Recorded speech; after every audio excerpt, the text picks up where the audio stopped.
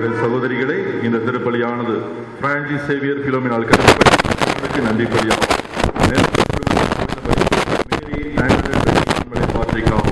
Edward Manoj Leena கருத்தப்படி உடல் உள்ள சுகத்திற்காகவும் காரியங்கள் நிறைவேற வேண்டும் என்பதற்காகவும், ஆரோக்கியநாதன் லூர்தி மேரி கருத்தப்படி இறைவனுக்கு நன்றி பலியாகும். தேவசி கருத்தப்படி பால்ராஜ் ஆண்மலை பாற்றிக்காகும். ஜோசப் பெர்னாண்டஸ் டெய்சி ரோசாரி கருத்தப்படி இறைவனுக்கு நன்றி பலியாகும். அக்ஸிலியா வசந்தி ஹெலன் மார்கெட் கருத்தப்படி மோட்சமேரி ஆண்மலை பாற்றிக்காகும். ஸ்டீஃபன் குடும்பத்தினர் கருத்தப்படி இறைவனுக்கு நன்றி பலியாகும். அன்புமணி டெய்சி கருத்தப்படி இறைவனுக்கு நன்றி பலியாகவும்.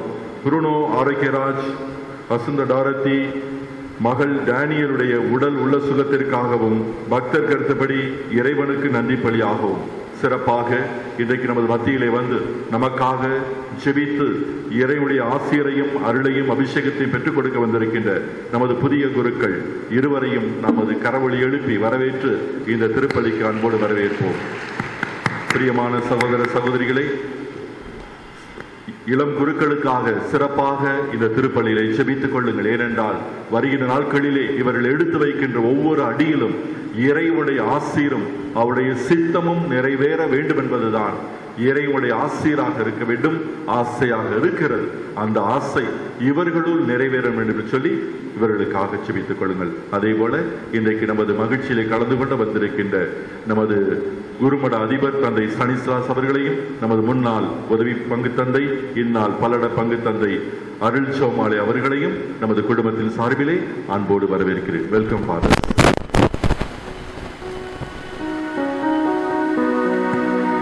தந்தை மகன் தூய ஆவியாரின் பெயராலே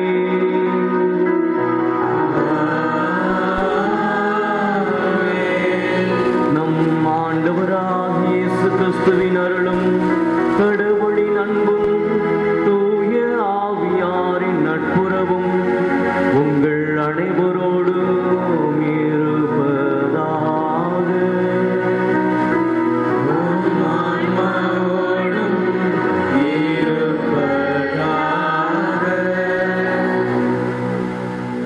இயேசுவில் பிரியமான அன்பு சகோதர சகோதரிகளே, இன்றைய நாளிலே நாம் இருபெரும் பெருவிழாக்களை சிறப்பித்துக் கொண்டிருக்கிறோம். முதலாவதாக பாஸ்கா காலத்தின் இறுதி நாள் இன்று தூய ஆவியாராம் துணையாளரை ஆண்டவர் இயேசு விண்ணகத்திலிருந்து அனுப்பி வைத்தார். இதோ ஒரு மூலையிலே மாடி வீட்டிலே அச்சத்தோடும் பயத்தோடும் நடுங்கிக் கொண்டிருந்த சீடர்களுக்கு தூய ஆவி பொழிந்து அவர்கள் அச்சமின்றி இறைவனுடைய நற்செய்தியை எடுத்துரைக்க தூய ஆவியாம் துணையாளரை அவர்கள் இன்றுதான் பெற்றுக்கொண்டார்கள். தூய ஆவி பெருவிழாவும் மற்றும் இரண்டாவதாக நம்முடைய பங்கின் பாதுகாவலரான புனித சூசையப்பரின் மாமுனி சூசையின் பெருவிழாவையும் நாம் இந்த நேரத்திலே சிறப்பிக்கின்றோம். தூய ஆவியார் நம் ஒவ்வொருவருடைய உள்ளத்திலும் இருக்கின்றார். கொரிந்தியருக்கு எழுதிய முதல் திருமுகம் 6ஆம் அதிகாரம் 19ஆம் வசனத்திலே தூய பவுலடிகளார் இவ்வாறு சொல்கிறார்: உங்கள் உடல் தூய ஆவியார் வசிக்கும் கோவில் என்பது உங்களுக்கு தெரியாதா? ஆம், பிரியமான அன்பு சகோதர சகோதரிகளே, நாம் ஒவ்வொருவருமே தூய ஆவியார் வாழும் ஆலயங்கள். அந்த ஆலயமாகி இந்த உடலை பரிசுத்தமாக பராமரித்து இறைவனுடைய மகிமைக்காக நாம் வாழ நமக்கு தேவையான அருள்வரங்களை வேண்டி இந்த திருப்பலியிலே நாம் ஜெபிப்போம். இந்த மாபெரும் உன்னதமான திருப்பலியை பங்கு கொள்ள நாம் தகுதி பெறும் பொருட்டு நம்முடைய பாவங்கள், குற்றங்கள், குறைகள் அனைத்தையும் எண்ணி பார்த்து இறைவனிடத்திலே இந்த நேரத்திலே மன்னிப்பு வேண்டுவோம்.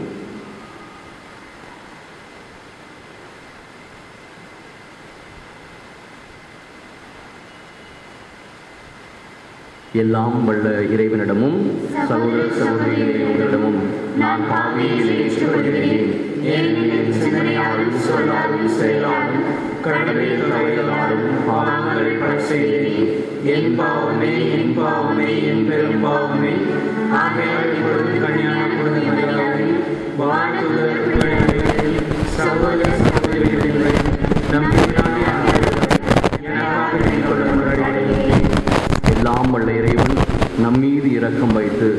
நம் பாவங்களை மன்னித்து நம்மை நிலை வாழ்வுக்கு அழைத்துச் செல்வாராக.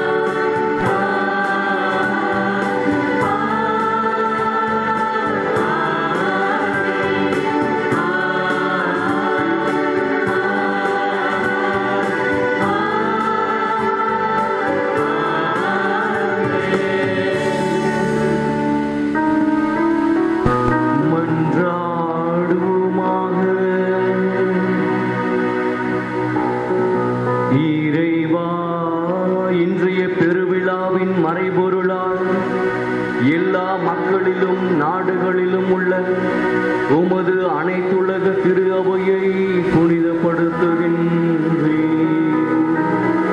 உலகின் எத்திக்கிலும் தூய ஆவியாரின் கொடைகளை பொழிந்து நற்செய்தி முதலில் அறிவிக்கப்பட்ட காலத்தில் நீர் செய்தது போல இக்காலத்திலும் தூய ஆவியாரின் அருளால் நம்பிக்கையாளரின் இதயங்களை நிரப்புவீராக. உம்மோடு தூய ஆவியாரின் ஒன்றிற்கு இறைவனா என்றென்றும் வாழ்ந்து ஆட்சி செய்கின்ற எங்கள் ஆண்டவரும் உமது திருமகனுமாகிய இயேசு கிறிஸ்து வழியாக உம்மை மன்றாடுகின்றோம்.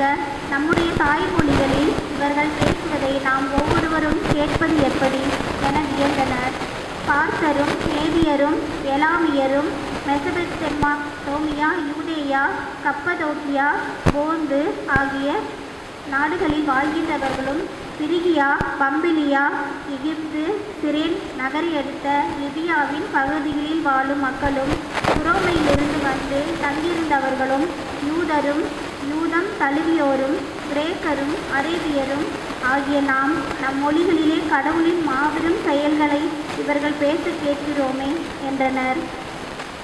இது ஆண்டவர் வழங்கும் அருள்வாக்கு.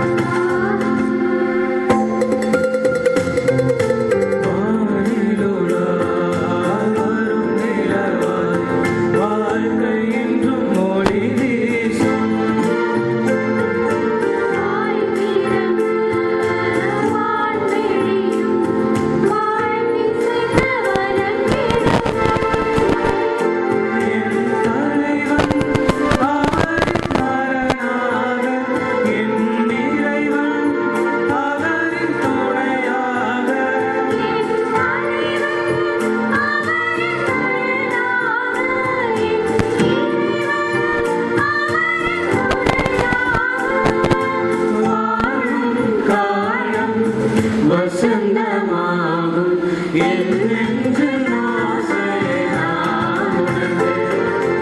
என் இன்ப தேவனில் நான் மகிழ்ந்தேன். என் நெஞ்சின் ஆசையை நான் உணர்ந்தேன். என் இன்ப தேவனில் நான் மகிழ்ந்தேன். ஊரோடி காலம் உன் பாதையோரம் உறவாடுவேன். ஆண்டவரால் என் நெஞ்சின் ஆசையை நான் உணர்ந்தேன். என் இன்ப தேவனில் நான் மகிழ்ந்தேன்.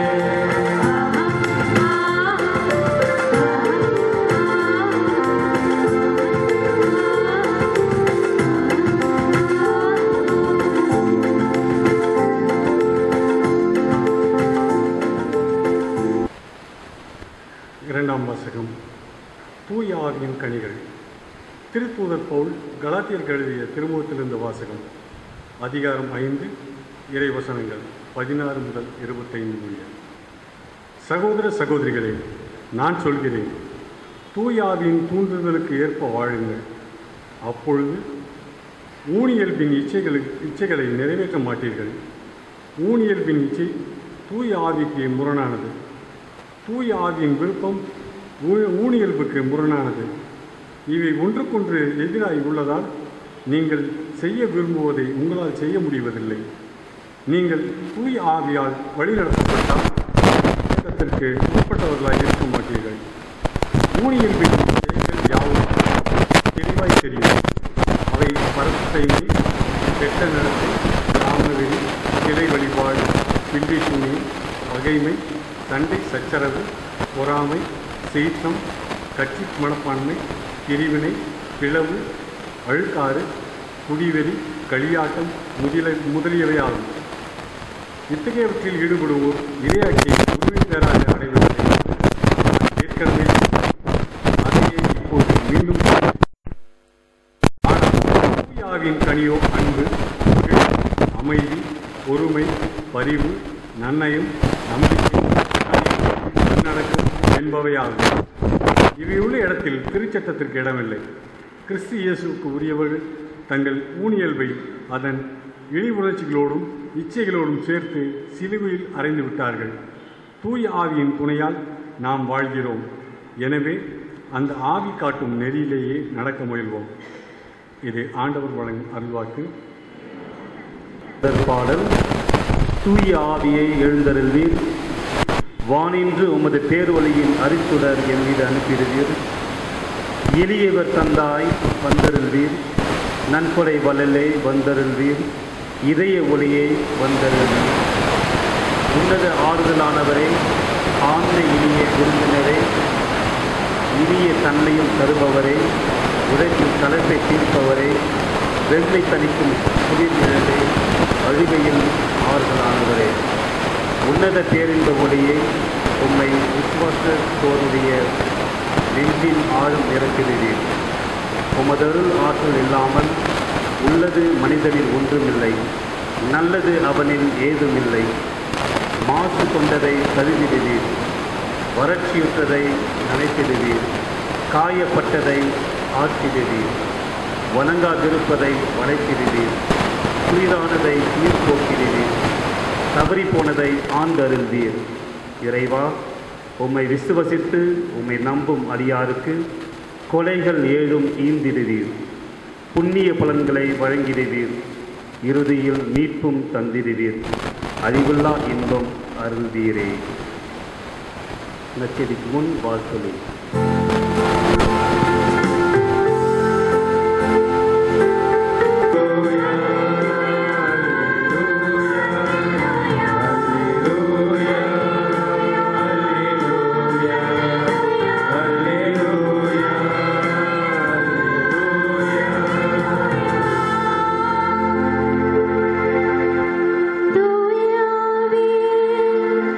எழுந்தருளி வா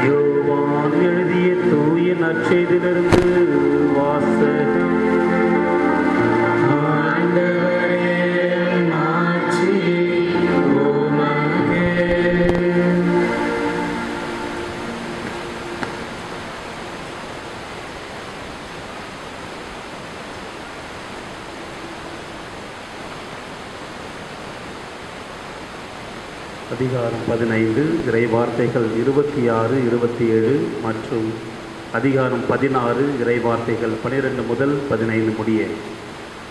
அக்காலத்தில் இயேசு தம் சீடரை நோக்கி கூறியது, தந்தையிடமிருந்து நான் உங்களுக்கு அனுப்ப போகிற துணையாளர் வருவார்.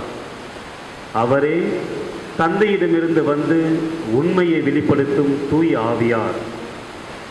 அவர் வரும்போது என்னை பற்றி சான்று பகருவார். நீங்களும் சான்று பகருவீர்கள், ஏனெனில் நீங்கள் தொடக்க முதல் என்னோடு இருந்து வருகிறீர்கள். நான் உங்களிடம் சொல்ல வேண்டியவை இன்னும் பல உள்ளன, ஆனால் அவற்றை இப்போது உங்களால் தாங்க இயலாது.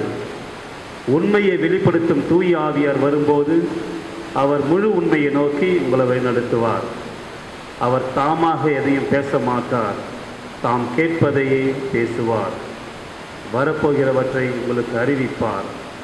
அவர் என்னிடமிருந்து கேட்டு உங்களுக்கு அறிவிப்பார். இவ்வாறு அவர் என்னை மாட்சிமைப்படுத்துவார். தந்தை உடையவை யாவும் என்னுடையவையே. எனவேதான் அவர் என்னிடமிருந்து பெற்று உங்களுக்கு அறிவிப்பார் என்றேன். ஆண்டவரின் அருள் வாக்கு.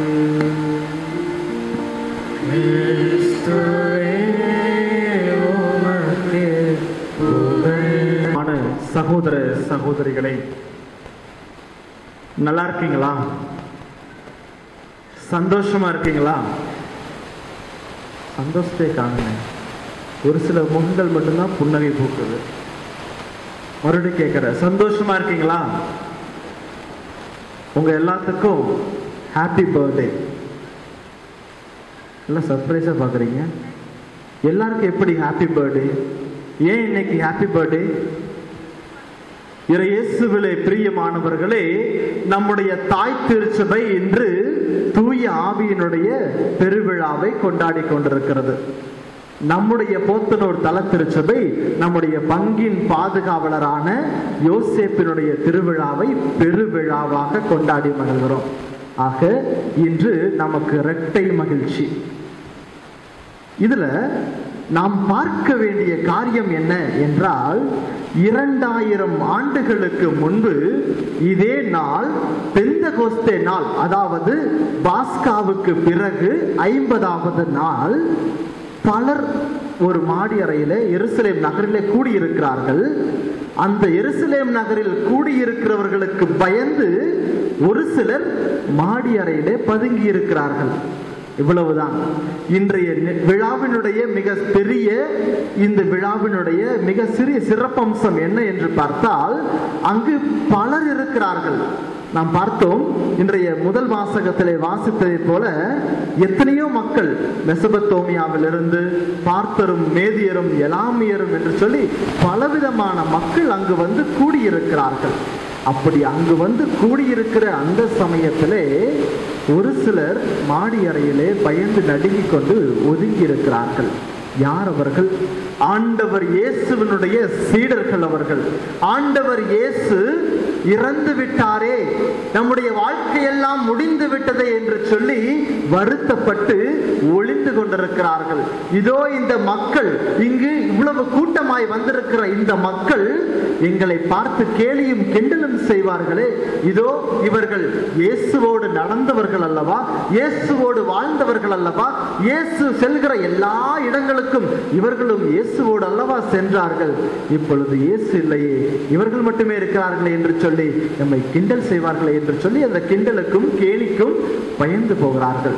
அதையெல்லாம் தாண்டி இயேசுவையே கொன்று போட்ட அந்த ஆட்சியாளர்களும் தலைமை குருக்களும் தலைமையில் இருக்கிற ஒவ்வொருவரும் நம்மை ஏன் கொன்று போட மாட்டார்களோ என்று சொல்லி அவர்கள் பயந்து நடுங்குகிறார்கள். எனவே மாடி அறையிலே பதுங்கி இருக்கிறார்கள். இப்படிப்பட்ட ஒரு சூழ்நிலையிலே என்ன நடக்கிறது? சஸ்பென்ஸ் அப்படியே வச்சுட்டு, இப்போ இயேசுவில பிரியமானவர்களே, வெளிநாடு ஒன்றிலே ஒரு அழகான இசை கச்சேரி ஒன்று நடக்கிறது. எப்படி? ஒரு இசை கச்சேரி. இசை கச்சேரி பிடிக்குமா? இசை கச்சேரிக்கெல்லாம் போற பழக்கம் உண்டா? இசைகளை எல்லாம் கேட்கிற பழக்கம் உண்டா?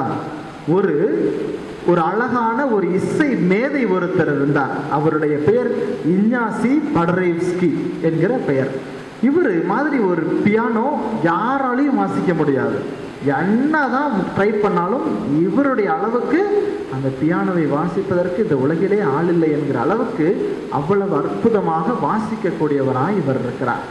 இப்போ என்ன நடக்குது அப்படின்னா, ஒரு அம்மா தன்னுடைய மகனும் அந்த இசை மேதையை போல, என்னுடைய மகன் ஒரு இசை மேதையாய் எதிர்காலத்தில் வர வேண்டும் என்று சொல்லி என்ன பண்றாங்க, அந்த மகனை கூட்டிக் கொண்டு அந்த இசை நிகழ்ச்சி நடக்கிற அந்த மேடைக்கு செல்லுகிறார்கள். அங்க போனா தன்னுடைய தோழி ஒருவர் அமர்ந்திருக்கிறார். அந்த தோழியோட பேசிக்கிட்டே பையனை பக்கத்துல உட்கார வச்சுட்டு இவங்க என்ன பண்றாங்க, ஜாலியா தோழியோட பேசிக்கிட்டு இருக்கிறாங்க. அப்படி பேசிட்டு இருக்கிற பொழுது மேடை திறக்கிறது. அழகா ஒரு வெளிச்சம், மிக மெல்லிய ஒரு வெளிச்சம், ஒரு 0 வாட்ஸ் பல்பில் அழகா ஜொலிக்கிற அந்த வெளிச்சத்துல ஒரு பியானோ தெரியுது.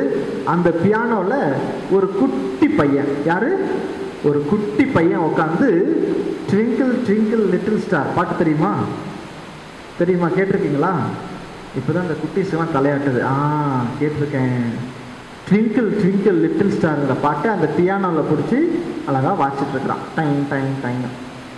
இப்படி வாசிக்கிற பொழுது திடீரென்று யாரு வாசிக்கிறா அப்படின்னு சொல்லி திரும்பி பார்த்த அந்த தாய் ஷாக் ஆகுறாங்க.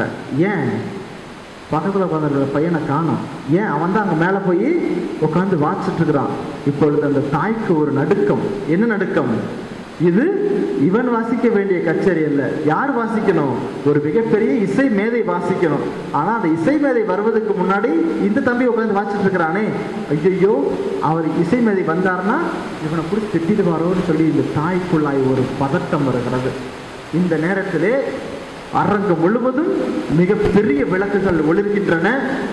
பயங்கர கைத்தட்டல்களோடு அறைக்கு அந்த மேடைக்கு வருகிறார் இசை மாமேதை இஞ்ஞாசி படரேவ்ஸ்கி.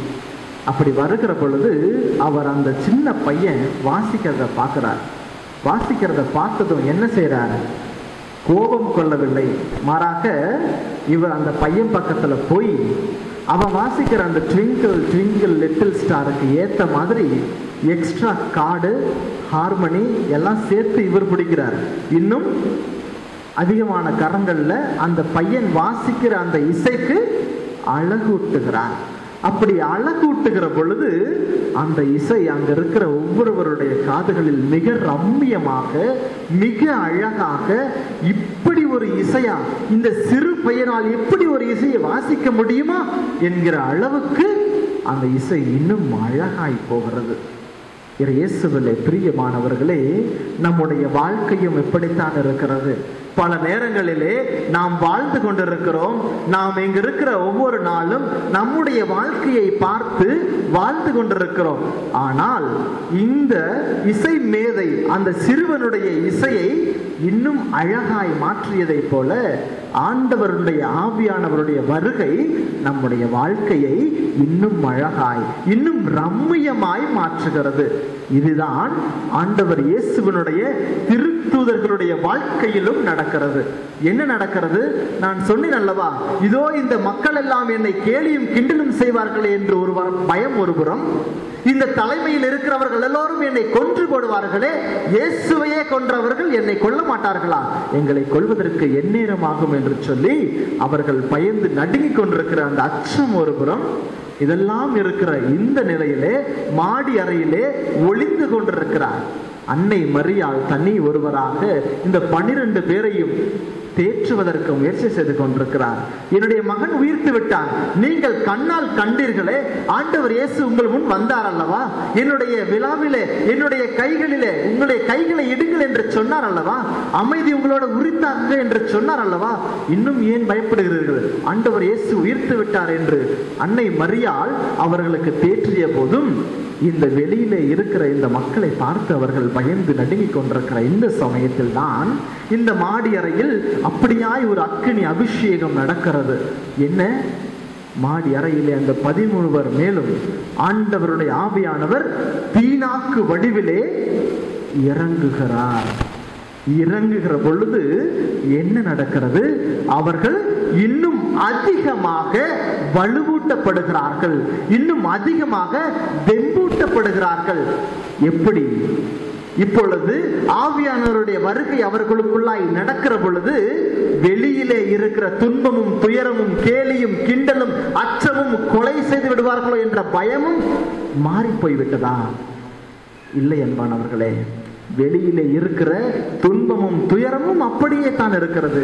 அதோ அந்த அறுவடை திருவிழாவுக்காக பெந்தெகோஸ்து விழாவின் போது அங்கு வந்த மக்கள் அனைவரும் எருசலேமிலே இருந்து கொண்டுதான் இருக்கிறார்கள்.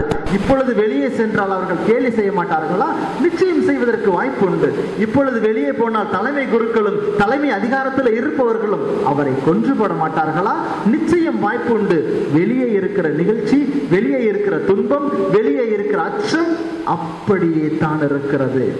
ஆனால் இந்த சீடர்களுக்குள்ளாய் அந்த அச்சத்தை எதிர்க்கிற, அந்த அவர்களுக்கு சவால் விடுகிற, கேலியும் கிண்டலையும் தாங்கக்கூடிய சக்தியை கொடுத்தது யார்? ஆண்டவருடைய ஆவியானவர்.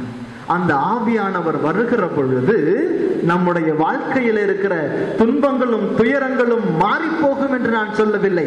ஆனால் துன்பங்களும் துயரங்களையும் சந்திக்கக்கூடிய, அந்த துயரங்களை ஆண்டவரோடு சேர்ந்து அந்த துயரங்களுக்கு சவால் விடக்கூடிய சக்தியை தரக்கூடியவர் நம்முடைய தூய ஆவியானவராய் இருக்கிறார்.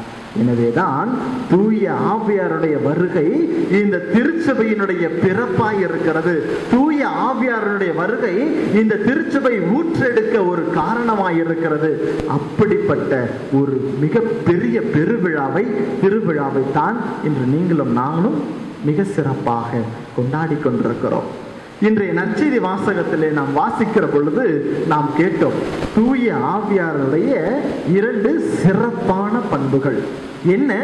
ஆண்டவர் இயேசு சொல்லுகிறார், நான் போகிறேன், உங்களுக்கு தூய ஆவியாராம் துணையாளரை உங்களுக்கு தருகிறேன்.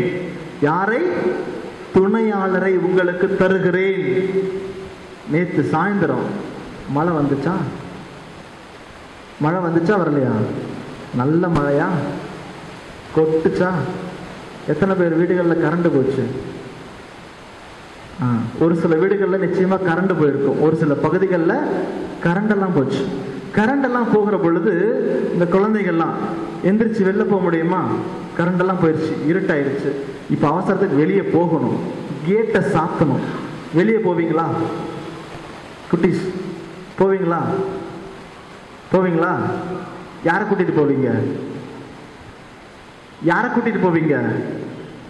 அப்பாவை இல்லைன்னா அம்மாவை? நீங்களே வெளியே போக மாட்டீங்களா? நானெல்லாம் கரண்ட் போச்சுன்னா இழுத்து போத்திட்டு தூங்கிடுவேனுங்க. அங்கேருந்து ஒரு ஆன்சர். Very good. இப்போ பெரியவங்க நம்ம வெளியே போகணும் அப்படின்னா என்ன பண்ணுவீங்க? நீங்க பாட்டில் எந்த சரசரன்னு போயிடுவீங்களா? என்ன தேடுவீங்க? செல்போன் வருது பாருங்க ஆன்சர். முதல்ல செல்லை தேடுவோங்க. ஏன் செல்லை தேடுறோம்? வெளிச்சம், டார்ச் லைட் வேணும். எல்லாம் செல்லுக்குள்ளேயே இருக்கு. இப்போ இதனாலும் செல்லுக்குள்ளேயே டார்ச் லைட். உடனே வேகமாக செல்லை எடுத்து ஒளியை ஏற்ற வேண்டும். முதல்லலாம் தீப்பெட்டி தேடின காலம்லாம் போயிடுச்சு. வயசானவங்களாம் பார்க்குறாங்க, நான்லாம் தீப்பெட்டி தான்ப்பா தேடுவேன். இப்போ தீப்பெட்டி யாரும் தேடுறதில்ல, செல்லை தான் தேடுறாங்க.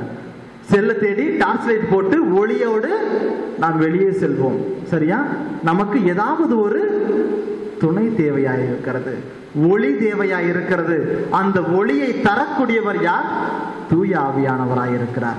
நம்முடைய வாழ்க்கையிலே சாதாரண கரண்ட் போகிற பொழுது, வெளியே போக முடியாத பொழுது நாம் சாதாரண இந்த ஒரு ஒளியை தேடுகிறோம், மெழுகுதிரியை தேடுகிறோம், டார்ச் லைட்டை தேடுறோம். இந்த குழந்தைகள் என்னுடைய அப்பாவை தேடுகிறது, என்னுடைய அம்மாவை தேடுகிறார்கள். ஏன்? எனக்கு பயம், இந்த உலகத்தில் இருக்கிற துன்பத்தையும் துயரத்தையும் என்னால் தனியாக சந்திக்க முடியாது, எனக்கு ஒரு துணையாளர் தேவை. அந்த துணையாளர் என்னோடு இருக்கிற பொழுது எந்த விதமான கஷ்டத்தையும் என்னால் எதிர்க்க முடியும், அதற்கு என்னால் சவால் விட முடியும் என்று சொல்லி ஒளியை தேடுகிறோம். அப்படிப்பட்ட ஒரு ஒளியாய் தூய ஆவியார் என்கிற துணையாளர் நம்முடைய இருக்கிறார். நம்முடைய வாழ்க்கையில இருக்கிற பிரச்சனைகளை எல்லாம் சமாளிப்பதற்காக, நம்முடைய வாழ்க்கையில இருக்கிற துன்ப துயரங்களை எல்லாம் எதிர்கொள்வதற்காக துணையாளர் நமக்கு உதவி செய்கிறார். இது முதலாவது. இரண்டாவது காரியம், தூய ஆவியானவர், உண்மையாய் இருக்கிற தூய ஆவியானவர் அனைத்தையும் உங்களுக்கு கற்றுத்தருவார். அனைத்தையும் உங்களுக்கு கற்றுத்தருவார். அப்போ அவர் யாரு? யார் கற்றுத்தருவார்? கற்றுத்தருகிறவர் யார்? ஆசிரியர், டீச்சர்.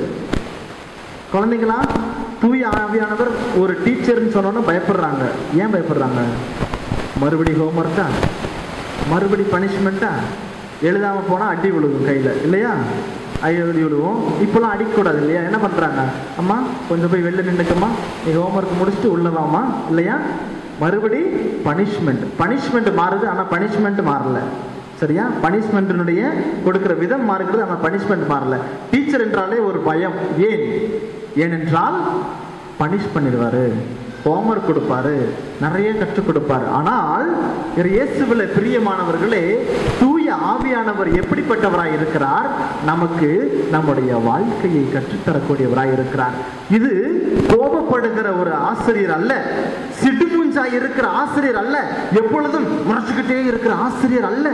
மாறாக எப்பொழுதும் அன்போடு பேசக்கூடிய ஆசிரியராய் இருக்கிறார். நமக்கு தேவையான ஒவ்வொன்றையும் நமக்கு சொல்லித்தரக்கூடிய ஆசிரியராய் இருக்கிறார். நம்முடைய கையை பிடிச்சிட்டு அழகா இப்படிதான் எழுதணும் என்று சொல்லிக் கொடுக்கிற ஆசிரியராய் இருக்கிறார். வாமையிலு போமையிலு செல்லமே தங்கமே என்று சொல்லி நம்மை கொஞ்சக்கூடிய ஆசிரியராய் இருக்கிறார்.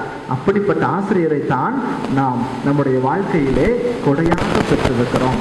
அந்த ஆசிரியர் நம்முடைய வாழ்க்கையில இருக்கிற பொழுது நாம் எந்த ஒரு பிரச்சனைகளையும் சவாலையும் மிக எளிதாக எதிர்க்க முடியும், சமாளிக்க முடியும். இவ்வளவுதான். இப்படிப்பட்ட தூய ஆவியானவர் நம்முடைய பாதுகாவலரான யோசேப்பினுடைய வாழ்க்கையில இருந்தாரா இல்லையா என்று நாம் சிந்திக்க உங்களை அன்போடு அழைக்கிறேன். ரோமையருக்கு எழுதப்பட்ட திருமுகம் அதிகாரம் 8 இறை வார்த்தை 14 சொல்லுகிறது, ஆண்டவருடைய ஆவியால் இயக்கப்படுகிறவர்களே கடவுளின் மக்கள். ஆண்டவருடைய ஆவியால் இயக்கப்படுகிறவர்களே கடவுளின் மக்கள் என்று சொல்லுகிறது.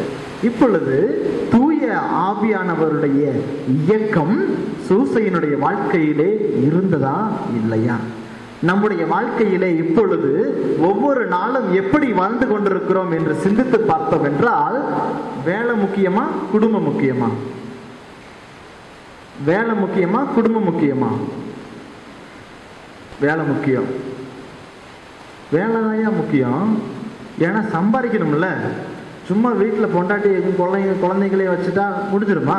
இதோ மே மாதம் முடிய போகுது, ஜூன் மாதம் குழந்தைங்களுக்கு ஸ்கூல் ஃபீஸ் கட்டணும், டியூஷன் ஃபீஸ் கட்டணும், அப்புறம் ட்ரெஸ் எடுக்கணும், அப்புறம் வேன் ஃபீஸ் கட்டணும், ஃபீஸ் ஊறப்பட்ட ஃபீஸ் இல்லையா? அப்புறம் கேஸ் இந்த கேஸ் வாங்கணும், அப்புறம் குடும்பத்தில் நம்ம அம்மா சும்மா இருப்பாங்களா, அவங்களுக்கு ட்ரெஸ் வாங்கி கொடுக்கணும், போத்தீஸில் போய் ஒரு புடவை, அப்புறம் ஸ்ரீதேவியில் போய் இன்னொரு புடவை இல்லையா, சென்னை சில்ஸில் போய் இன்னொரு புடவை, ஒவ்வொரு இதுலேயும் ஒவ்வொரு புடவை. நான் எங்கே போவேன்? எனக்கு என்ன முக்கியம்? இந்த குடும்பத்தை பார்த்து கொள்வதற்கு வேலைதான் முக்கியம் என்று சொல்லி பலமுறை நம்முடைய வாழ்க்கையிலே நம்முடைய குடும்பத்தை இழந்து கொண்டிருக்கிறோம். ஒரு வாட்ஸ்அப் செயலியில் அண்மையிலே பார்த்த ஒரு போட்டோ ரொம்ப அழகான சித்தரிக்கப்பட்டிருந்தது. ஆனால் அது ரொம்ப வருத்தத்தை தரக்கூடியதாக இருந்தது. ஒருவன் சின்ன வயசுல இருந்து மேலே காசெல்லாம் நிறைய பறக்குது. அந்த காசை பிடிக்கிறதுக்காக தவறான். காசை பிடிக்கிறான், நிறைய காசு பிடிச்சி நிறைய காசை சேர்த்துக்கிட்டே இருக்கிறான். ஒரு ரெண்டு மூணு போட்டோஸ். அப்போ காசை பிடிச்சிக்கிட்டே போறான். எல்லா காசையும் பிடிச்சி இப்படி கீழே வர்றான். கீழே டெத் அப்படின்னு போட்டிருக்கு. அதாவது இதனுடைய சொல் அர்த்தம் என்ன? எல்லா பணம் பணம் பணம் என்று வேலை வேலை என்று வேலையை கட்டி பிடித்து கொண்டு அலைகிற பொழுது கடைசியில் எல்லாம் சம்பாதித்து அப்பா நம்ம நிறைய நல்லா வாழ முடியுமான ஒரு பணம் நம்மகிட்ட இருக்குது, சொத்து இருக்குது, செல்வாக்கு இருக்குது என்று சொல்லுகிற பொழுது என்னவாய் போகிறது? நம்முடைய மரணம் வந்து விட போகிறது. நம்முடைய குடும்பத்துக்காக நாம் செலவழித்த நேரம் மிக மிக குறைவாய் போகிறது. ஒரு சில நேரங்களிலே குடும்பத்துக்காக நாம் நேரமே செலவழிக்காத ஒரு நிலை கூட இருக்கிறது. இயேசுவிலே பிரியமானவர்களே, இது தூய ஆவியால் இயக்கப்பட்ட வாழ்க்கையா? இன்றைய 2ஆம் வாசகம் மிக அழகாக நமக்கு சொல்லுகிறது, ஊனியல்பின் இச்சையின்படி அல்ல, மாறாக தூய ஆவியின் தூண்டுதலின்படி வாழுங்கள் என்று சொல்லுகிறது. தூய ஆவியின் தூண்டுதலின்படி வாழுங்கள். அப்படிப்பட்ட ஒரு வாழ்க்கையை வாழ்ந்தவர் தான் புனித சூசையப்பர். எப்படி வாழ்ந்தார்? தன்னுடைய வேலை, அவர் ஒரு தச்சர் இல்லையா? தச்சர் நம் அனைவருக்கும் தெரிந்தது. அவர் ஒரு தச்சர், தன்னுடைய வேலையை மிகச் சிறப்பாக செய்து கொண்டிருந்தவர். ஆனால் ஆண்டவர் கொடுத்த அழைத்தலுக்கு ஏற்று அந்த அழைத்தலை காப்பாற்றுவதற்காக, அந்த அழைத்தல் என்பது யார்? நம்முடைய ஆண்டவராக இயேசு கிறிஸ்து பாலன் இயேசுவாய் கைகளிலே கொடுக்கப்பட்டு, இவரை நீ பார்த்துக்கோ, இவரை நல்லபடியா வளர்க்கறது தான் உன் பொறுப்பு என்று சொல்லி கடவுளுடைய கரத்திலே கொடுக்கிற பொழுது அதை ஏற்றுக்கொண்டார். தூய ஆவியானவர் கடவுள் தன்னுடைய கபிரியேல் தூதரை அவர்களிடம் அனுப்புகிற பொழுது அவர் தூக்கத்தில் இருந்து எழுந்து கபிரியேல் தூதர் தனக்கு சொன்னதை போலவே அவர் தன்னுடைய வாழ்க்கையிலே வாழ்ந்து காட்டினார். முதலில் மரியாவை ஏற்றுக்கொண்டார். கபிரியேல் தூதர் சொன்னார், இதோ ஏரோது உன்னை கொல்லத் தேடுகிறான், குழந்தையையும் அதன் தாயையும் கொட்டிக்கொண்டு எகிப்துக்கு ஓடிப்போ என்று சொன்ன பொழுது, ஐயோ இங்க நிறைய பேருக்கு நான் ஆர்டர் கொடுத்துருக்கேன், நிறைய பேருக்கு கட்டில் செஞ்சு தரேன்னு சொல்லியிருக்கிறேன், நிறைய பேருக்கு கலப்பையெல்லாம் செஞ்சு தரேன்னு சொல்லியிருக்கிறேன், நான் பாட்டில் குழந்தையை கூட்டிட்டு அங்க போயிட்டா வேலையை யார் பார்க்கறது, பணம் எப்படி வரும் என்று சொல்லியெல்லாம் அவர் வருத்தப்படவில்லை. மாறாக ஆண்டவர் சொன்ன காரியத்தை முழுவதுமாக ஏற்றுக்கொண்டு தாயையும் குழந்தையும் அழைத்து கொண்டு, தாயையும் குழந்தையையும் காப்பாற்றுவதே என்னுடைய பணி என்று சொல்லி அவர் எகிப்து தேசத்துக்கு ஓடி போகிறார். பிறகு இவனை குழந்தையை கொல்ல தொலைக்க தேடியவன் இறந்து போனான், மீண்டும் சென்று வா என்று சொல்லும் பொழுது மீண்டும் அவர் குழந்தையெல்லாம் தூக்கி கொண்டு மீண்டும் நாசகம் மாதிரியாக நம்முடைய பாதுகாவலர் நம்முடைய சூசையப்பர் இருக்கிறார். நம்முடைய யோசேப்பை பின்பற்றி நாமும் தூய ஆவியின் தூண்டுதலோடு வாழ நாம் அழைக்கப்படுகிறோம். அந்த ஒரு வரத்தை தொடரவிருக்கிற திருப்பலியிலே பக்தியோடு மன்றாடுவோம். இறைவன் என்றென்றும் வாழ்த்து பெறுவாராக. ஆமென்.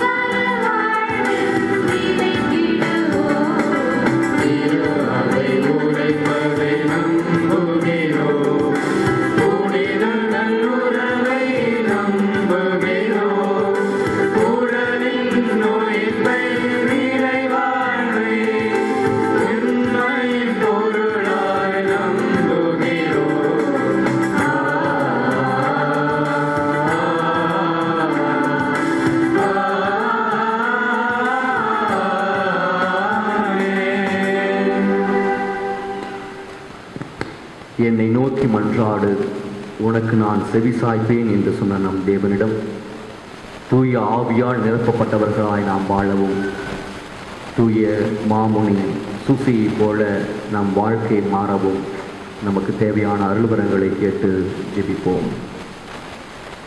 வழிநடத்தும் என் இறைவா, உம் திருவிழப்படி என் திரு அவையை வழிநடத்தும் திருத்தந்தை, ஆயர்கள், குருக்கள் மற்றும் துறவரத்தார் அனைவரும் தங்கள் இறைப்பத்தால் உம் மக்களை வழிநடத்த தேவையான உடல் உள்ள நலனை தந்து வழிநடத்த இறைவாவை மன்றாடுகிறோம்.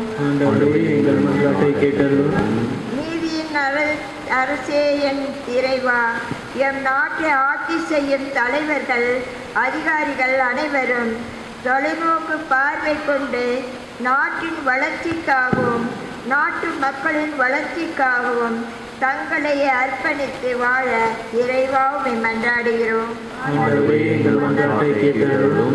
அருளின் ஊற்றே எம் இறைவா, எம் பங்கின் பாதுகாவலர் புனித சூசையப்பரின் திருவிழாவை சிறப்பிக்கும் பங்கு மக்கள் அனைவரும் அன்பு, அமைதி, ஒற்றுமை, பகிர்வு என்னும் கொடைகளால் நிரப்பப்படவும் தங்கள் மகிழ்வை பிறரோடு பகிர்ந்து வாழவும் வரமுருள இறைவா உம்மை மன்றாடுகிறோம். குணமளிக்கும் இறைவா, நாட்டிலுள்ள நோயாளிகள், ஆதரவற்றோர், ஏழைகள் அனைவருக்கும் நீரே துணையாளராகவும் வழிகாட்டியாகவும் திகழ்ந்து அவர்களுக்கு தேவையான நலனை தந்து வழிநடத்த இறைவா உம்மை மன்றாடுகிறோம். ஆண்டவரே, எங்கள் மன்றாட்டை கேட்டருளும்.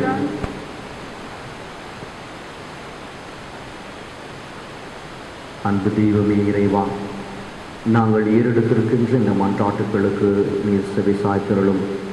உமக்கு சித்தமானால் இவற்றை எங்களுக்கு அருளி நாங்கள் என்றும் தூய ஆவியின் துணையாளரை எங்கள் வாழ்விலே பற்றி கொண்டு வாழ, அவருடைய வரங்களையும் கனிகளையும் பெற்று வாழ எங்களுக்கு வரம் தாரும். எங்கள் ஆண்டவராகிய கிறிஸ்து வழியாக உம்மை மன்றாடுகின்றோம். ஆமென்.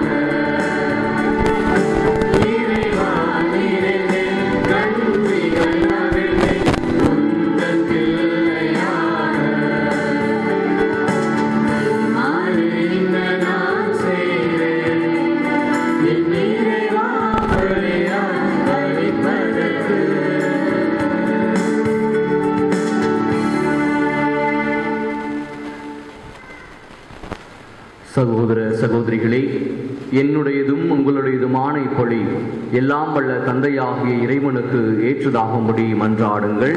ஆண்டவர் தமது பெயரின் புகழ்ச்சிக்காகவும் மாட்சிக்காகவும் நமது நன்மைக்காகவும் புனித திரு அவை அனைத்து நலனுக்காகவும் உமது கையிலிருந்து இப்பணியை ஏற்றுக்கொள்வாராக. ஆண்டவரே, உம் திருமகனின் வாக்குறுதிக்கு ஏற்ப தூய ஆவியார் இப்பழியின் மறையுண்மைகளை எங்களுக்கு மிக தெளிவாக வெளிப்படுத்த உம்மை வேண்டுகின்றோம். இவரே எங்களை நிறையுண்மையை நோக்கி வழிநடத்துவாராக. எங்கள் ஆண்டவராகிய கிறிஸ்து வழியாக உம்மை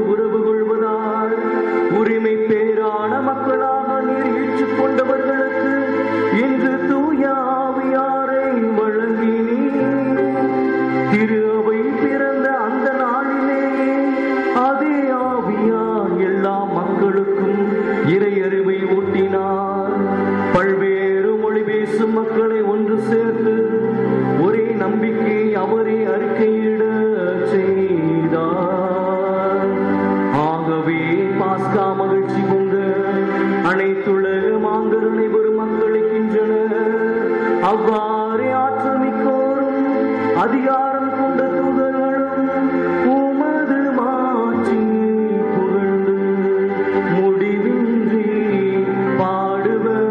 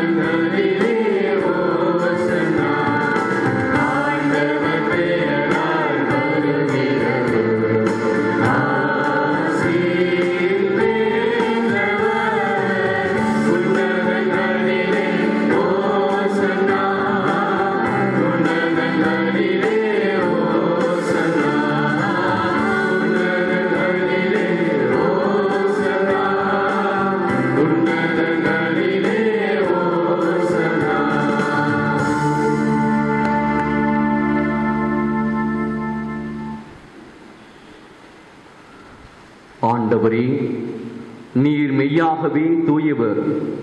உம்முடைய படைப்புகள் எல்லாம் உம்மை புகழ்வது தகுமே. ஏனெனில் உம் திருமகனாகிய எங்கள் ஆண்டவர் இயேசு கிறிஸ்து வழியாக தூய ஆவியாரின் செயலாற்றலால் அனைத்தையும் ஒய்வித்து தூய்மைப்படுத்துகின்றீர்.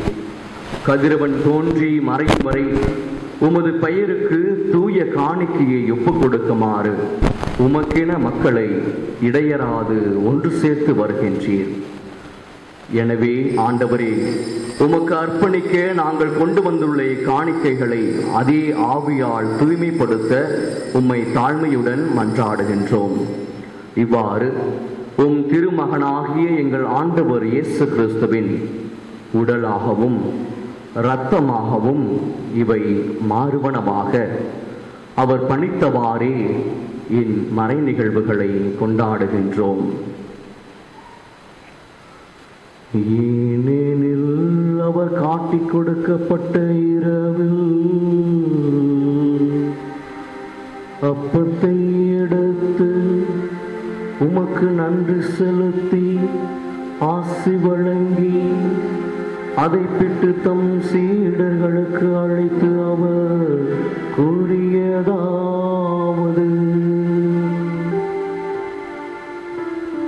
அனைவரும் இதிலிருந்து பெற்று உண்ணுங்கள். ஏனெனில் இது உங்களுக்காக கையளிக்கப்படும் என் உடல்.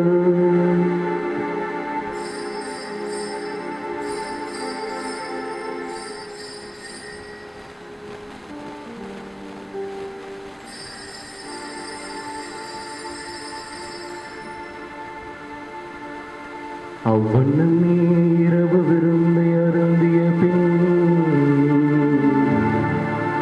கிண்ணத்தையும் எடுத்து உமக்கு நன்றி செலுத்தி ஆசி வழங்கி அதைத்தும் சீடர்களுக்கு அழைத்து அவர் கூறியதாவது: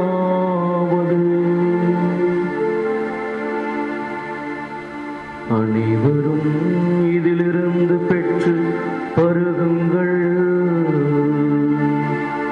ஏனெனில் இது புதிய நிலையான உடன்படிக்கைக்குரிய என் இரத்தத்தின் கிண்ணம்.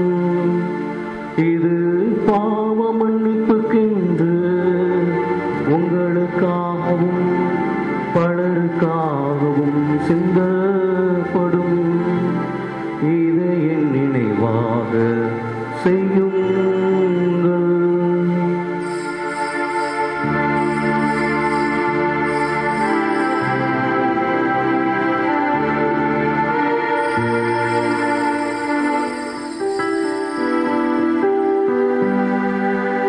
நம்பிக்கையின் மறை பொருள்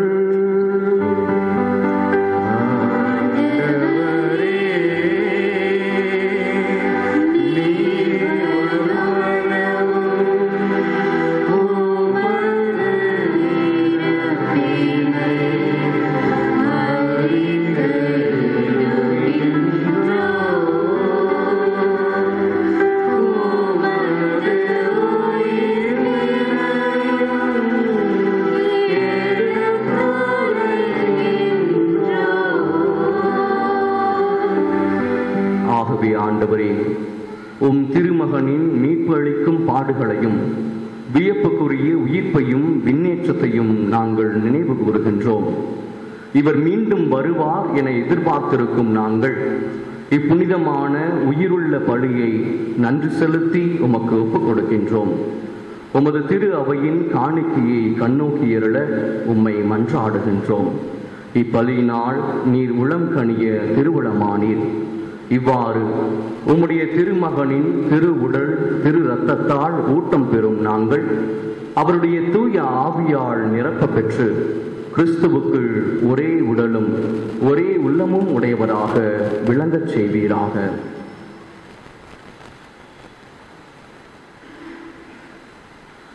இவரே எங்களை உமக்கு என்றும் காணிக்கையாக்குவாராக. இவ்வாறு உம்மால் தேர்ந்து கொள்ளப்பட்டவர்களோடு முதலாக புனிதமிக்க கன்னியும் கடவுளின் தாயுமான மரியா, அவருடைய கணவரான எங்கள் பாதுகாவலரான புனித யோசேப்பு, புனித திருத்தூதர்கள், மாட்சிமிகு மறைசாட்சியர் மற்றும் புனிதர்கள் அனைவரோடும் நாங்கள் உரிமை பெற்றுக்கு தகுதியுடையோர் ஆவோமாக. இவர்களின் வேண்டுதலால் நாங்கள் என்றும் உமது உதவியை பெறுவோம் என உறுதியோடு இருக்கின்றோம்.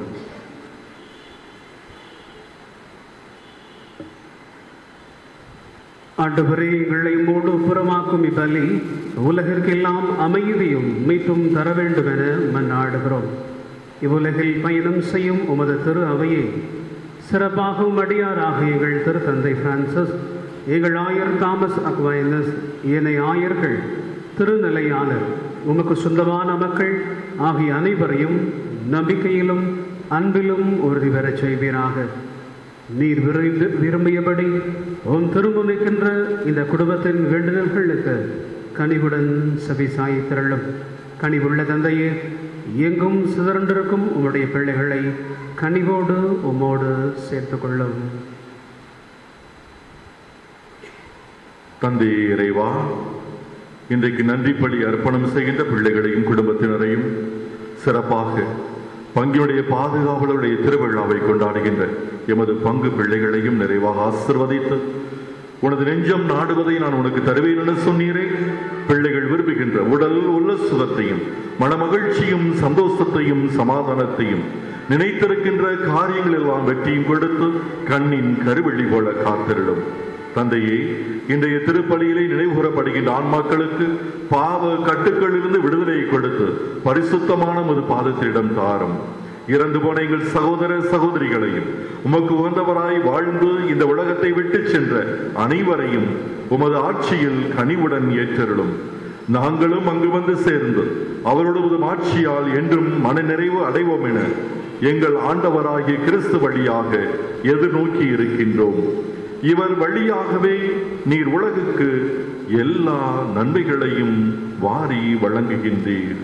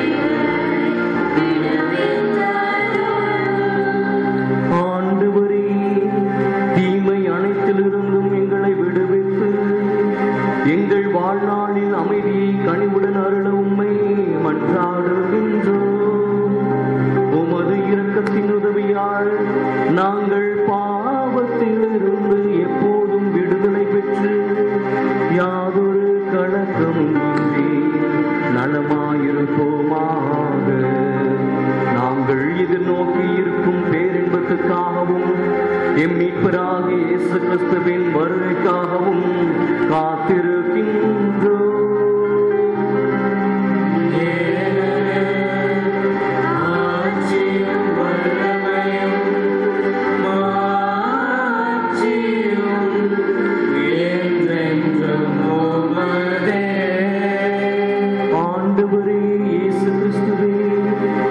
அமைதியை உங்களுக்கு விட்டுச் செல்கின்றேன், என் அமைதியையே உங்களுக்கு அளிக்கின்றேன் என்று உம் திருத்தூதர்களுக்கு மொழிந்தீரே.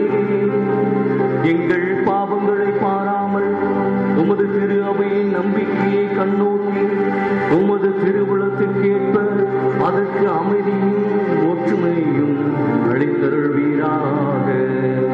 என்றென்றும் வாழ்ந்து ஆட்சி செய்கின்றவர் நீரே.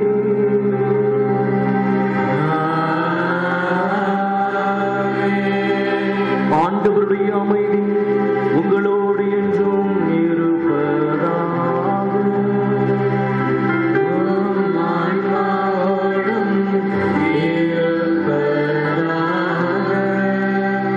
ஆண்டவர் இயேசு வழங்கிய அமைதியை ஒருவருக்கொருவர் பகிர்ந்து கொள்வோம்.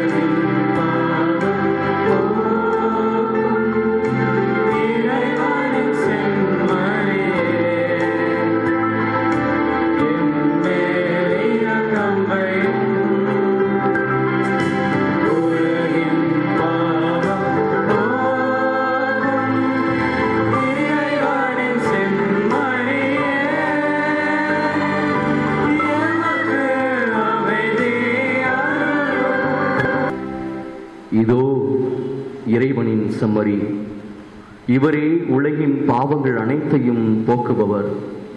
நமக்கு துணையாளராம் தூய ஆவியானவரை கொடுத்தவர். இவருடைய திருவிருந்துக்கு அழைக்கப்பெற்ற நாம் ஒவ்வொருவரும் பேறு பெற்றோர். ஆண்டவரே, நீர் என் இல்லத்தில் எழுந்திருள நான் தகுதியற்றவன், ஆனால் ஒரு வார்த்தை மட்டும் சொல்ல இருளும் எனது ஆன்மா நலமடையும்.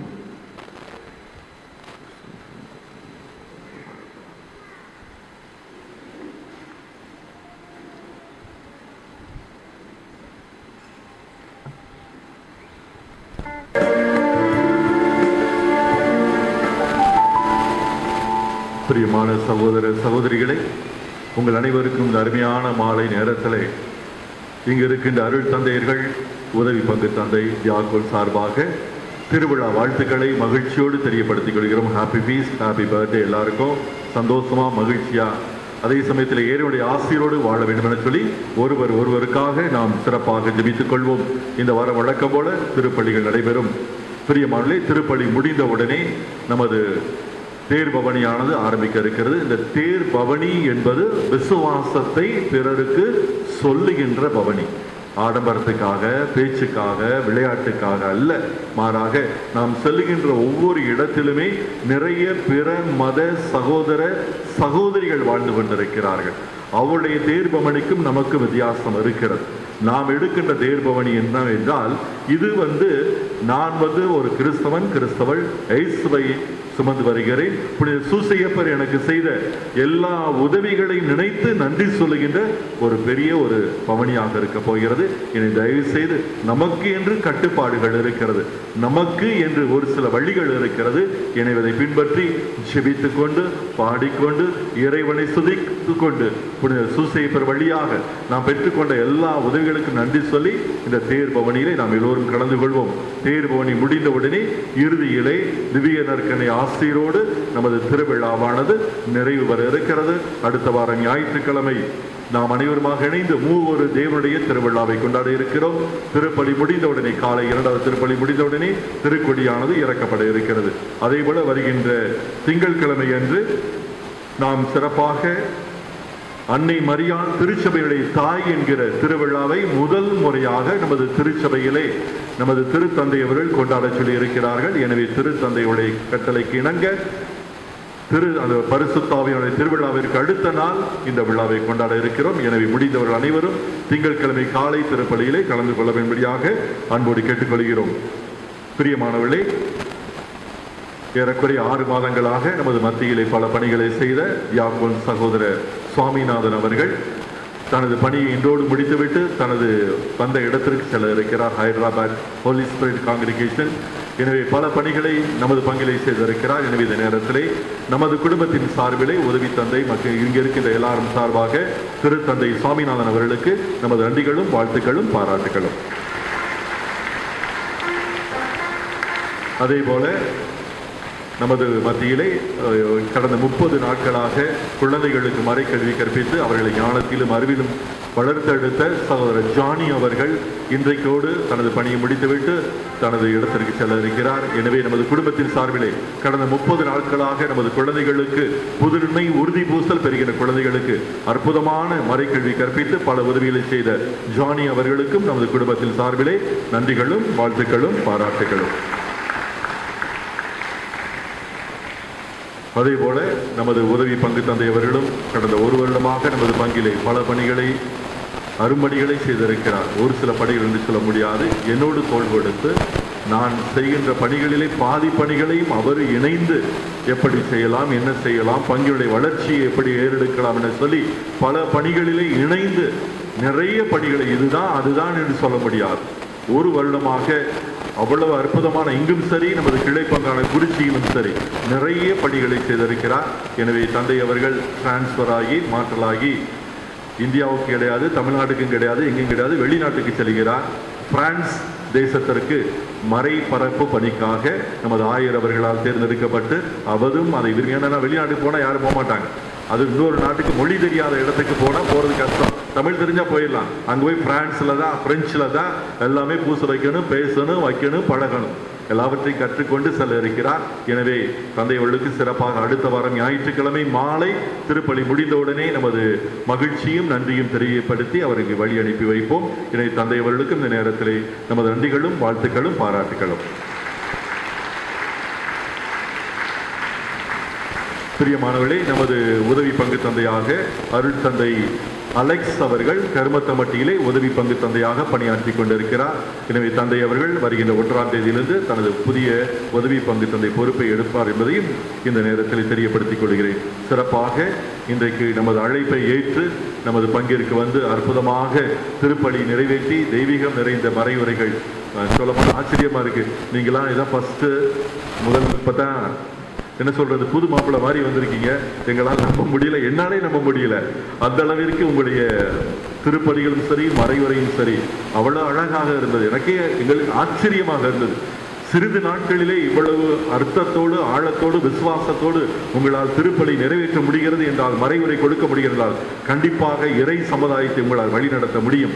எனவே இந்த நேரத்தில் எங்களது எளிமையான அழைப்பை ஏற்று எத்தனையோ வேலைகள் இன்றைக்கு இருந்தாலும் கூட அழைப்பை ஏற்று அற்புதமாக திருப்பலி நிறைவேற்றிய நமது அன்பு அருட்தந்தை புதிய தந்தை இம்மானுவேல் அவர்களை நாம் வாழ்த்தி செபாஸ்டின் அவர்கள் ஷால் ஒன்று போத்தி அவர்கள் கவலையை தெரிவிப்பார்கள்.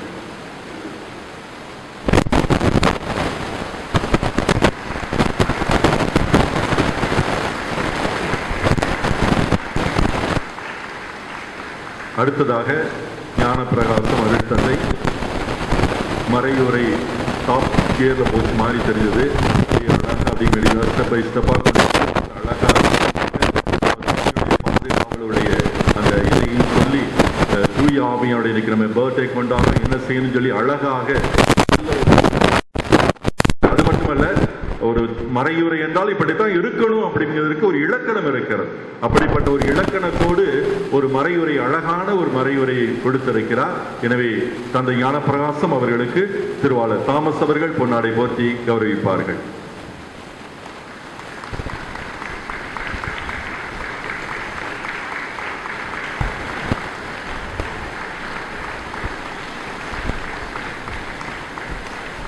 அடுத்ததாக அருள் தந்தை ஸ்டானிஸ்லாஸ் பெரிய குருமடத்திலே அதிபர் தந்தையாக இன்றைக்கோடு ஒரு வருஷம். இன்னைக்கு தான் ஆனிவர்சரி டே கொண்டாடுறாரு. போன வருஷம் இன்னைக்கு தான் வந்து தனது பொறுப்பை எடுத்தார். இன்றைக்கு தனது பொறுப்பினுடைய முதல் ஆண்டு நிறைவை இங்கு நமது ஆலயத்திலே, இங்கு தான் போன வருஷம் தொடங்கினீங்கன்னு நினைக்கிறேன். இதே ஆலயத்தில் தான் தொடங்கினார். இதே திருவிழாவிற்கு தான் வந்து குருமட அதிபராக பொறுப்பேற்றோட முதல் முறையாக நம்ம பங்குக்கு தான் வந்தார். இந்த அனிவர்சரியை நம்ம பங்கில் தான் கொண்டாடினார். எனவே ஃபாதர் நம்ம பாரிஷோட ரொம்ப அட்டாச்சு. அத்துமத்தில் பிரதராக இருந்தப்போ நம்ம பங்கில் வந்து டீக்கனாக இருக்கும். அதுக்கு பிரதராக இருந்தப்போ நிறைய பணிகளை செய்திருக்கார். இன்றைக்கு உயர்ந்த பதவி, அது குருமடத்திலே ஒரு பெரிய குருமடத்திலே அதிபர் என்பது சாதாரண பணி அல்ல. அவரை கேட்டால் சொல்லுவார். இருந்தாலும் கூட அழைப்பை ஏற்று இன்றைக்கு நமது மத்தியிலே வந்து நமக்காக ஜெபித்து, இன்றைக்கும் உங்களுக்கு என்ன உதவி தேவையோ எங்கள் குருமடத்திலிருந்து கேளுங்கள், செய்கிறோம் என்று இன்று மாலை கூட சொன்னார். எனவே அந்த பாசத்திற்குரிய தந்தை ஸ்டானிஸ்லாஸ் அவர்களை திரு ஜான் போஸ்கோ அவர்கள் ஷால் ஒன்று போத்தி கௌரவிப்பார்கள்.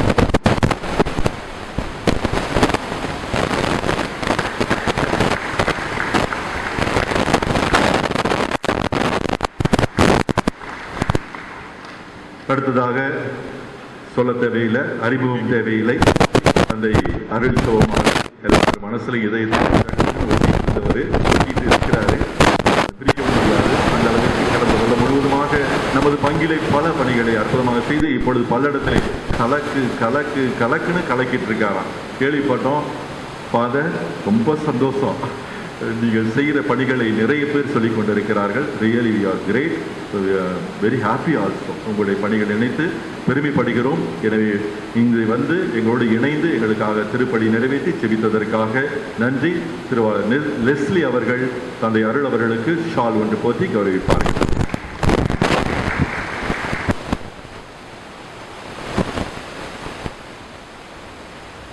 அனைவருக்கும் வாழ்த்துக்களும் நன்றிகளும் பாராட்டுகளும். எழுந்து நிற்போம். கடைசியிலே எல்லாம் முடிஞ்சதுக்கு அப்புறம் மற்றவர்களுக்கு நன்றி சொல்லுகிறேன். நன்றி.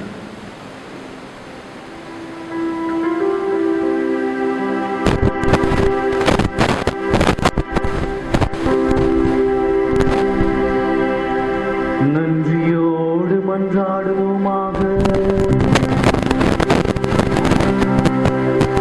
விண்ணக கொடைகளை உமது திரு அவைக்கு தாராளமாய் வழங்கும் இறைவா, நீர் எமக்கு அளித்துள்ள அருளை எம்மில் பாதுகாத்தருளும். இவ்வாறு தூய ஆவியார் பொழிந்துள்ள கொடை என்றும் வலிமை பெறுவதாக. இந்த ஆன்மீக உணவால் நிலையான மீட்பு எங்களில் வளர்வதாக. எங்கள் ஆண்டவராகிய கிறிஸ்து வழியாக உம்மை மன்றாடுகின்றோம்.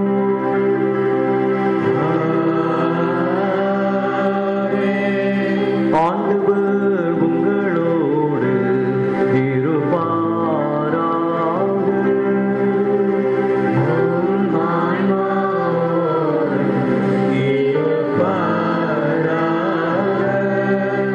அனைவரும் இறுதி ஆசிர் பெற அனைவருக்கு இறையாற்றுவோம். சீடர்களின் மனங்களில் துணையாளராம் தூய ஆவியார் ஒளிமிக்க திருவுளம் கொண்ட ஒளிகளின் தந்தையாகிய இறைவன் தமது ஆசியால் உங்களை மகிழ்வர செய்து அதே ஆவியாரின் துணையால் உங்களை என்றும் நிரப்புவாராக.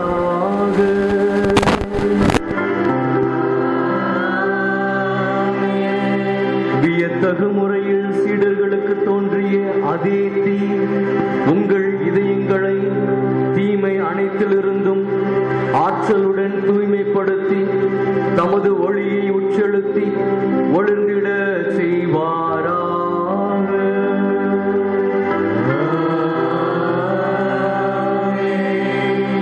பல்வேறு மொழியினரை ஒரே நம்பிக்கை அறிக்கையில் ஒருங்கிணைக்க திருவுளம் கொண்ட அவர் உங்களை அதே நம்பிக்கையில் நிலைத்திருக்க செய்து அதன் வழியாக நீங்கள் எதிர்நோக்கி இருப்பதை கண்டடைய செய்வாராக.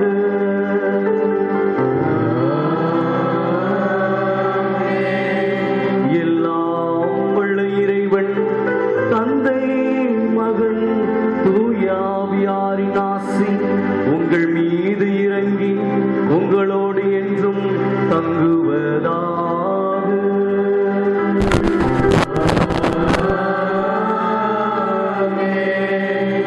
ஆண்டவர் இயேசுவினுடைய நற்செய்தி அறிவித்து தூய ஆவியானவருடைய ஆலயமாக வாழ சென்று வாருங்கள். திருப்பலி நிறைவேறிற்று. அல்லேலூயா, அல்லேலூயா.